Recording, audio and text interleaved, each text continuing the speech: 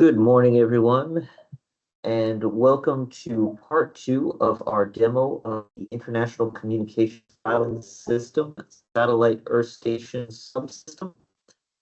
Um, and in case you weren't here for part one of the demo, my name's Jacob. I am with the development team, and I'd also like to give a chance for Kathleen to introduce herself. She's our point person with the FCC. Uh, Good morning, Kathleen. Morning, Jacob. Good morning, everyone. Thanks for coming to this demo to see what our new system is going to be like. I am Kathleen Campbell, and I'm currently in charge of ICFS. I'm retiring at the end of August, and Adrienne McNeil, also on this call, will be taking over. And so starting in September, she'll be the lead contact for ICFS. We're going to go through some of the forms for the Earth Station licensing system. And if you have questions, type them into chat and we will answer them along the way or at a Q&A stop along the way. If you have more involved questions or think of things after this is over, you can send an email to icfsdemo@fcc.gov and we'll get back to you from there. And this is being recorded. Jacob will go through a few screens to alert you to that. And it will be on the FCC YouTube channel, guessing a couple of weeks from now, because we've had quite a number of these demos that need to be set up to be posted there. There'll also be links several places in the fcc.gov domain. So back to Jacob. Okay, so I'm going to read through a couple of statements here. This user demonstration will be recorded for future training usage. By attending, you agree to be recorded. If you prefer not to ask a question during the Q&A period, you may make use of the meeting chat. Well, actually, that's the only way you're going to be able to ask questions. And you are free to utilize the meeting chat to ask questions at any time.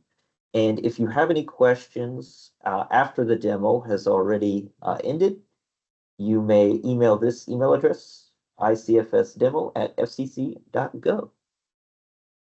All right, and let me get into an overview here. And for those of you who weren't here last time, the International Communications Filing System is the official electronic licensing and filing system for the Federal Communication Commission, Space Bureau, and Office of International Affairs.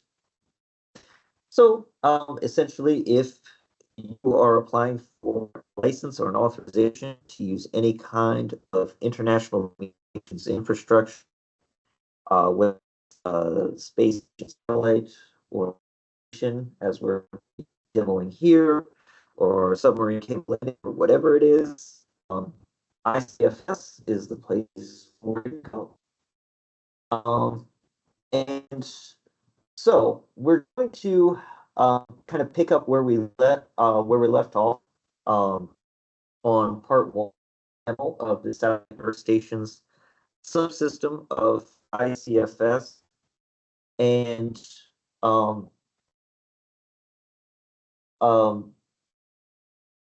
basically, like, it could be a very short demo because we've already kind of gone through the submission of the form and all that.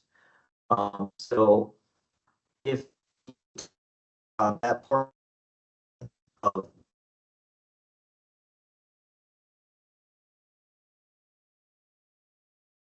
Jacob, you're breaking up and we're losing your voice. sorry about that. Can you hear me okay now? Yeah, I can now. Try again. Okay. Okay, my bad. So why don't I just go over that again? So, yes, so this is part two of the Satellite Earth Station's demo.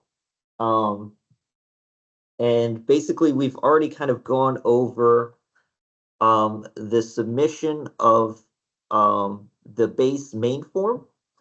And this could be kind of a short demo. So originally we kind of didn't know exactly how it was going to go and how long it would take to get through all of the satellite Earth station subsystem. So we split it into two demos. We probably could have gotten through it in one demo, but um, we just didn't know how long it was going to take. So um, we have a second demo here where we're demoing part of the functionality of the satellite Earth station subsystem. Um, of course, if you need to see um, a recording of the previous demo, it will be available in a couple of weeks um, on YouTube. So yeah, with that, let's get started with the overview of what we're going to be demoing today.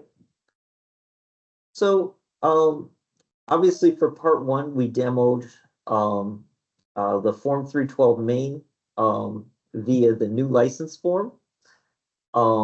And we're going to, in part two, be focusing on some of the other forms that you can fill out and also some of the tasks that you need to do once you've submitted the form already.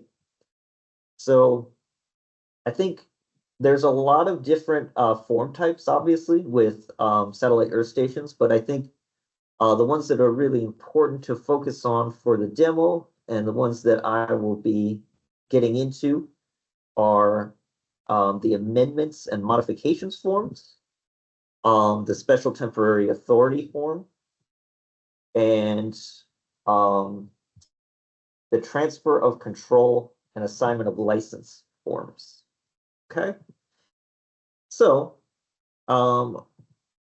as an overview of what we will be demoing, we're going to start with paying your filing fees for an already submitted application.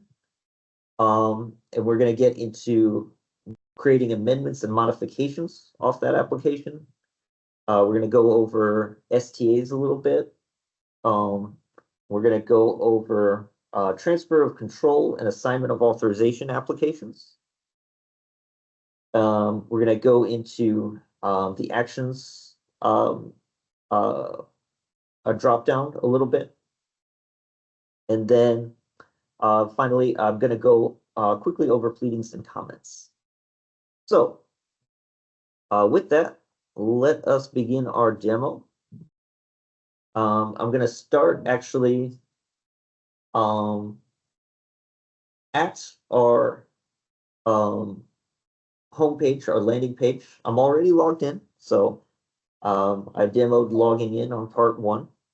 But I'm going to start with our pay filing fees. So we have already submitted a satellite Earth stations application. So let's go now to our pay filing fees action right here. So when you click on this, you're going to be able to see your application in the list of filings which are ready to be sent to courts. So everything you see in this list right here are applications that have been submitted, but for which you haven't sent the fee information to CORS yet. So in order to send the fee information to CORS so that you can pay the filing fees there, you're going to select one or more of these applications at a time. And once you've selected them, you're going to click Send to CORS.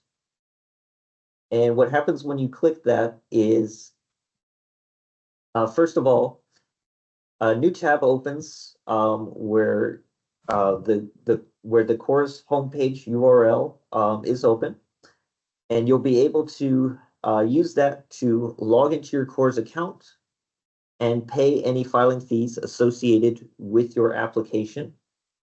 Also, a remittance ID has been created for your application or applications. And that means that your submitted application is now going to appear down here because the remittance ID or fee number is not empty. One thing to note about this is that um, the application fee is going to be associated with whatever FRN you specified as the applicant FRN in course. As the applicant FRN on your application. So, as I was showing you last week, um, one of the first fields you fill out on that on your SES form, on your license form, is the applicant FRN.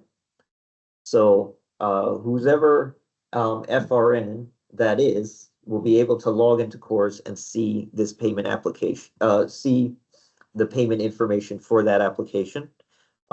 If your CORS account is not associated with that FRN, you're not going to see that payment information in CORS. Also, you're able to select multiple applications at the same time to send to CORS. If you do that, they're all going to have the same fee number, remittance ID, and you'll see it in CORS as one fee to be paid. And also, that's not the only way to pay your filing fees. So you can go under My Filings and click an application in your pending payments list. And if you do that, you're going to be presented with this summary page where you're going to have the option of clicking this button, Paid in Course. And it works pretty much the same way as the one on the Pay Filing Fees Actions page. But the difference is, I guess, that you can only submit the filing information for one application at a time, doing it this way. Oh, and another thing, let me note this real quick. After you submitted the application, if you want to print the information that you already have entered into your SCS Form 312 main, you would go to this View Form button, and it will display everything on the application here. It's not going to be editable. The save buttons are going to be disabled, but you will be able to use this print form button here to send your form to a PDF if need be to keep for your records. Okay, now I want to get into amendments and modifications. So, as you all know, or should know if you watched the first demo, basically, once you submitted an application, you're not going to be able to come back in here and edit it anymore directly. But you are still able to make changes to an application by submitting an amendment. So how that works is you go over here to Satellite Earth Stations and then select Amendment of Pending Application. And here you're going to be presented with a list of submitted applications which are associated with you. And you're going to be able to select one. And the moment you do that, what happens is basically a copy of your application is created that you are able to modify any way you want. And you would basically submit it just like you would for the original filing. So I'm going to make a couple of changes here.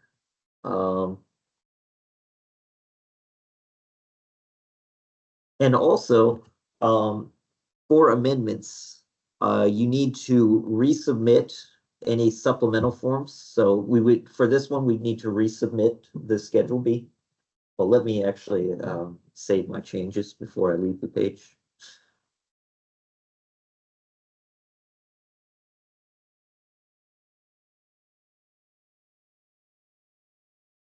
Okay, so it's pretty much the same process to resubmit the Schedule B.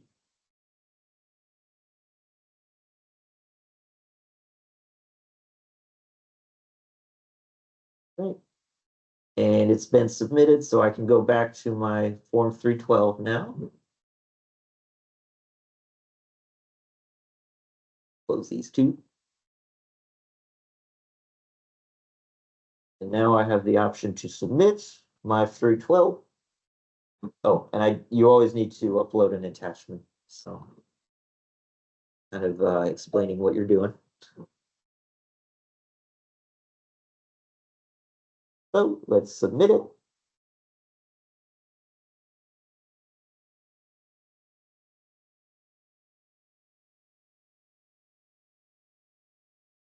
Okay.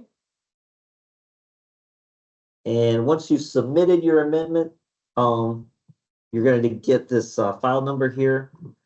You're going to have access to the summary page, just like you would for the normal filing. And it's going to inherit the call sign of the original filing. And it's going to go through an application review process. And if it is granted, essentially all of the information that you entered into the amendment, including any changes you made, are going to be copied over to the original filing. And that way, your original filing is going to be updated with the changes you want. Modifications work in a very similar way. For you, the process is going to be pretty much the same. You're going to select the application you want to modify, and a copy is going to be generated. You're going to be able to work off of that copy and make any changes you need to make, and then submit those changes. It's going to go through a review and all of that. The only real difference is what happens when it gets granted is not that the changes are copied over to the original, but that your modification becomes the current authorization. So it becomes the version of the application which has current status, and the original application is then closed. Also, modifications apply to applications that have already been approved. So applications that are already in current status in our system. So amendments can be filled out for applications that have been submitted by the applicant but not approved yet, and modifications are for applications that have already been approved and are in current status. Okay.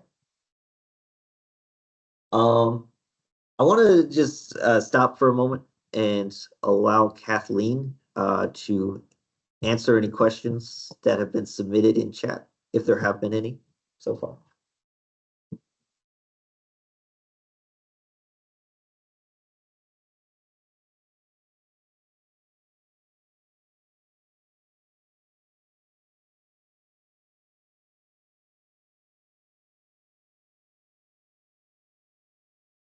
Kathleen, if you're talking, you're on mute.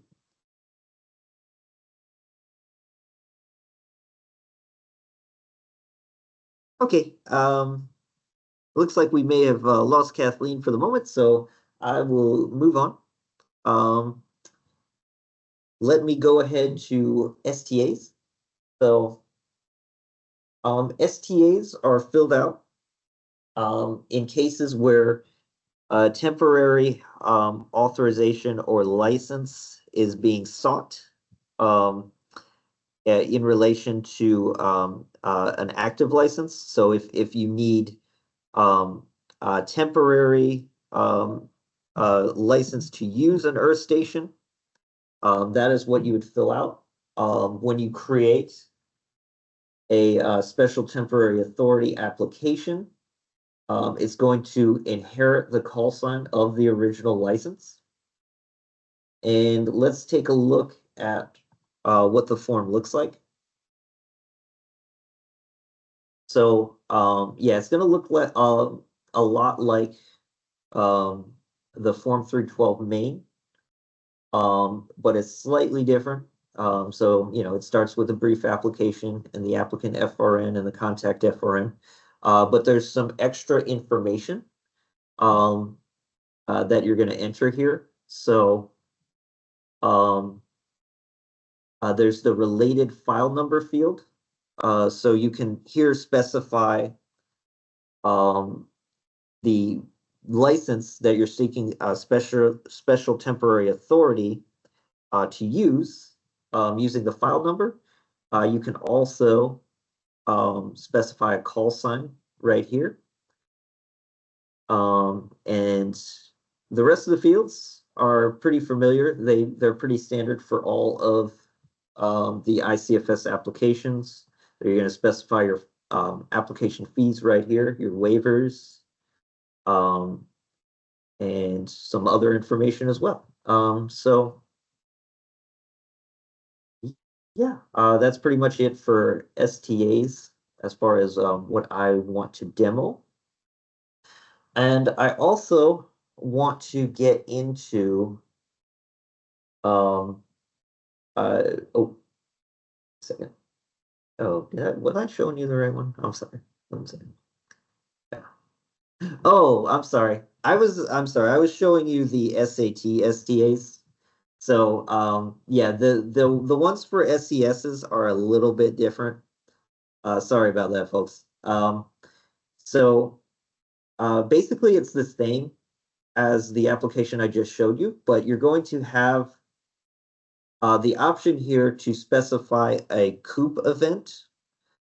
So these are basically like disaster events that have been created in our ICFS system that you have the option to select if your STA application is related to a disaster that has occurred and that has been activated in our system. So that's basically what a COOP event is. So it's and yeah, that's pretty much it. That's everything I wanted to show you for STAs. And I wanted to go over a little bit also transfers of controls and assignments of licenses. So both of these pretty much require the same process for filling out these forms. So you're going to fill out a Form 312 main, just like you would with a normal license application. It's pretty much the exact same form as the SES LIC. But in addition to that, when you save the form, this Edit Schedule A button is going to appear. And when you click on that, it's going to open a new form where you can enter information about the different parties to this transaction. So the first FRN you're going to enter is for the licensee. And then you're going to enter the FRN of the transferor, and it could be the same as the licensee, or it could be another party that's managing the transfer or the transfer or assignment of this Earth Station license. And you're going to name or you're going to supply the FRN of the transferee or assignee. So the party that's going to be receiving the authorization or license in this transaction. Here you're going to list the call signs that are being transferred. So these are all Earth Station call signs that belong currently to the licensee FRN that are associated with that FRN that you supplied there. And those are the only options you're going to be able to choose from. whatever is associated with that current FRN. And you're going to be able to select multiple of these. And there's a couple of other fields. And you're going to have to supply some information about the different parties. So um, if um, if the facilities are licensed, you have to specify if the transferee or assignee is controlled by any other entity. The answer is yes. You must attach an exhibit explaining all that. And it's going to drill down on a couple of other questions for which you may or may not need to attach exhibit attachments. One thing that's really important, I think, about this form is the certification section. So the way it works is that for whatever FRNs you have specified as being parties to this transaction, to this application, you're going to uh, basically they're going to be able to see this application in their My Filings, and they're going to be able to navigate to this page, and they're going to be able to sign their portions of the application. So whoever in the system has an account associated with the licensee FRN is going to be able to navigate to this application, and they're going to be able to fill out this section. So these two fields right here. And similarly, whoever has an FRN associated with the transfer or assignor portion of this application is going to be able to come in here and fill out these two fields. So the name of the transfer and assignor and the title, and so on and so forth. And the application cannot be submitted until all of the signatures have been supplied. So if you try to submit this application without all of the signatures being supplied, you're going to get an error. So, and you also need to, of course, upload any required attachments. And once all the signatures have been supplied, whoever it was who originally filed the application then needs to come into the application, the Schedule A application, and submit it.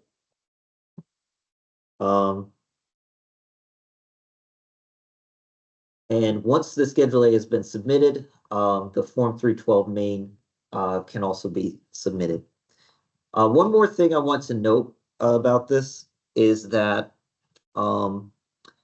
whoever has been named as party to this application should receive a notification in their My Inbox tab. It, just basically letting them know that they need to come into the application and sign it. All right, I'm going to go back to the main form now.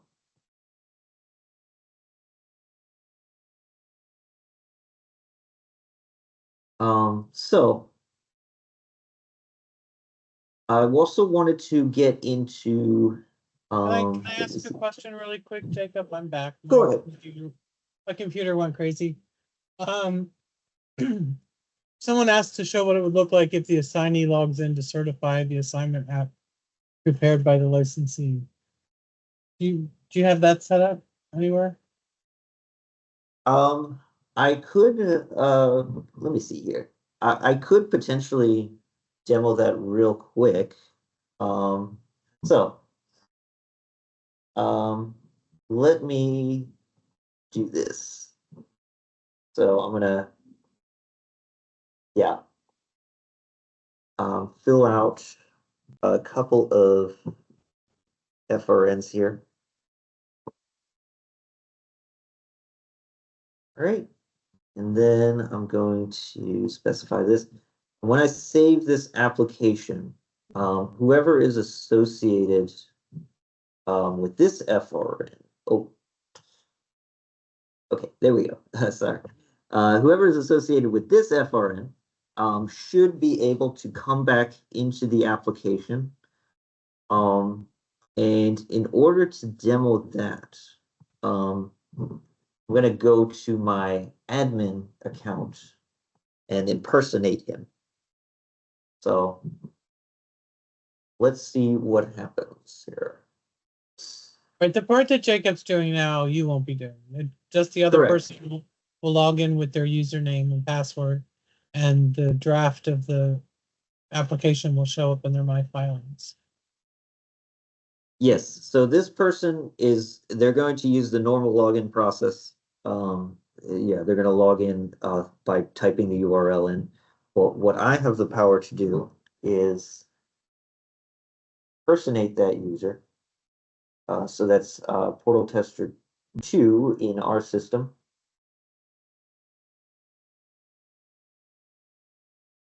Right, and if I go to the external portal now, I should see that in my filings.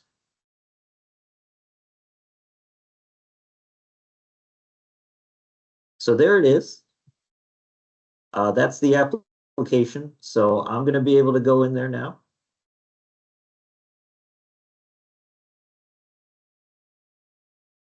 You can see I can't edit anything else in the application.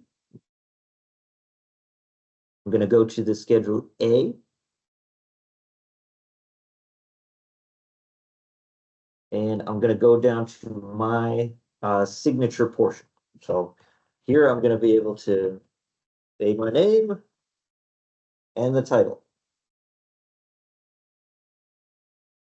And I also have the ability to edit information related to me, like my contact info and stuff like that.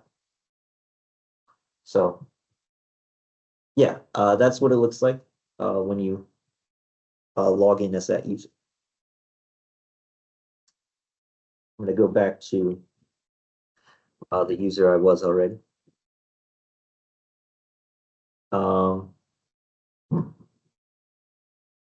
Yeah, were there any other questions on that one?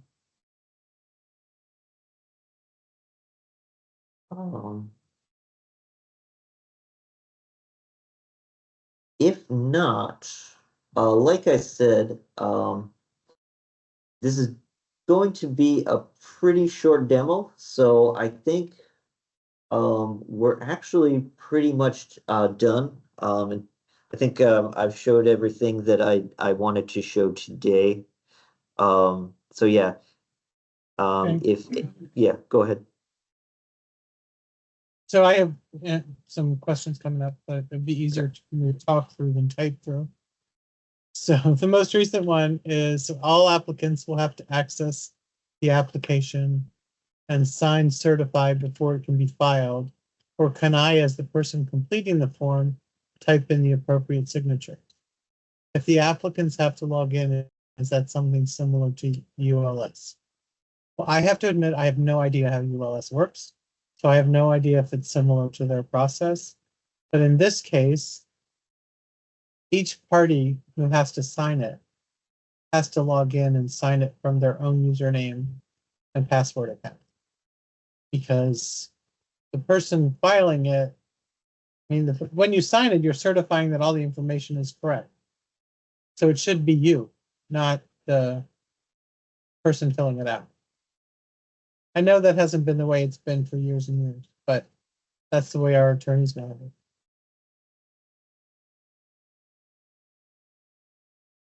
And then we have, wouldn't it depend on your CORS account, if your CORS account is associated with the FRN? Well, it should be, because it's your FRN that's in the transferee or assignee place.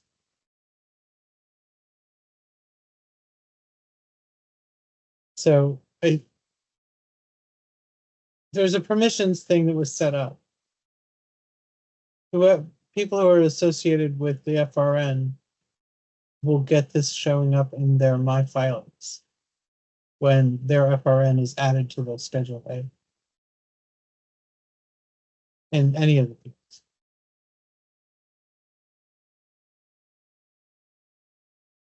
I'm not quite sure what you mean, Steve.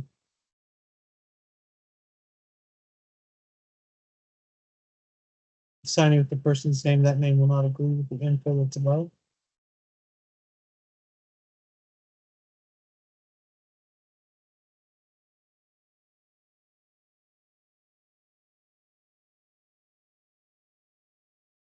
I think that that carried over the must agree with 3 and must agree with 4. It's always been a person's name. It's not necessarily the contact, but it's the person legally able to sign on behalf of the company.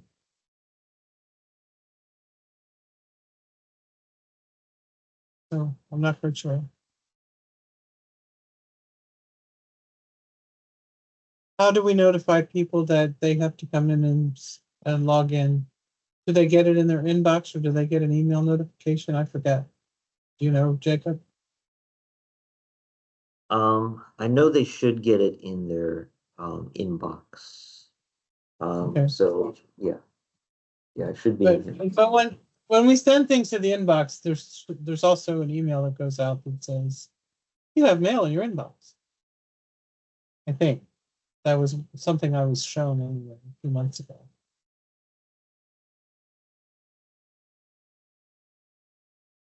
Yes, Renee, that's exactly.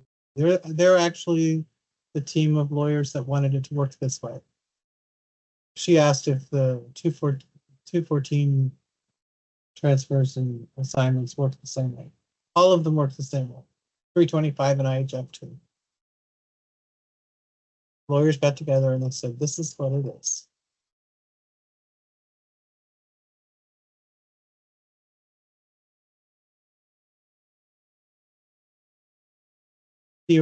Once all the signatures have been received, the licensee will be able to submit the assignment transfer. Correct. Well, that was a question. Correct. Yes. When you say licensee, we say applicant, but the originator of the application will be the one that can submit it. So if you log in as yourself on behalf of your client's FRN is associated with your name, and their FRN is in it, is the licensee or the applicant, you as the originator of the application would be the one to go and submit.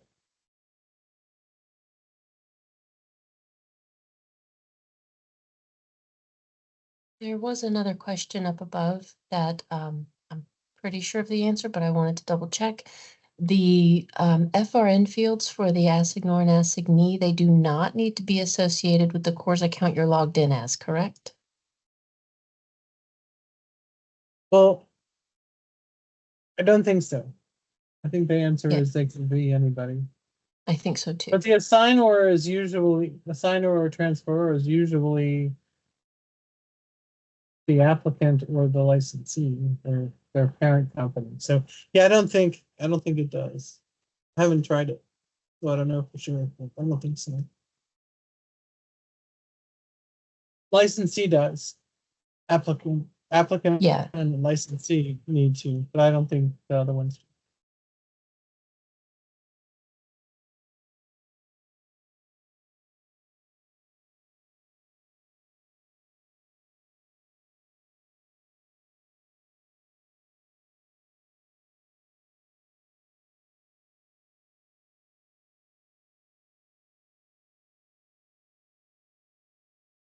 Okay. Any other questions for us?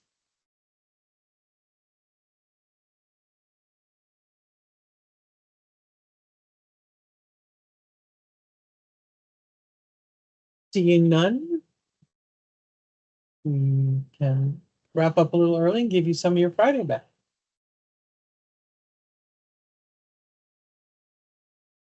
All right, thanks everyone.